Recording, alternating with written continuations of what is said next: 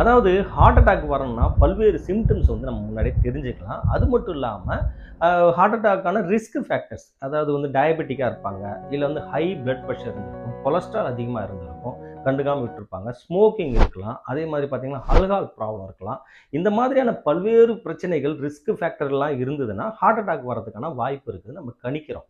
So ஆனால் இந்த sudden cardiac டெத்தை கணிக்கிறதுக்கான வாய்ப்புகள் எல்லாமே போயிடுது. இந்த ஹார்ட் வந்து சடனாக எலக்ட்ரிக்கல் ஆக்டிவிட்டி நிறுத்திட்டா என்ன ஆகும் யோசிச்சு பாருங்க.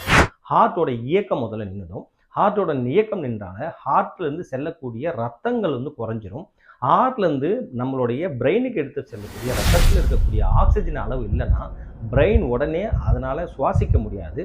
அதனால தான் நம்ம சடன் கார்டியாக் டெத்தில் இருக்கக்கூடிய பேஷண்ட்டை பார்க்கும்போது முதல்ல வந்து அன்கான்ஷியஸ்னஸ்ஸு, செகண்ட் வந்து ப்ரீத்திங் டிஃபிகல்ட்டி, ஃபஸ்ட்டு ஃபீல் பண்ண உடனே அடுத்த செகண்ட் அன்கான்ஷியஸ்னஸ், தேர்ட் சிம்டம் சொல்கிறதுக்கு முன்னாடி அவங்க இறக்கக்கூடிய ஒரு சூழல் ஏற்படுது.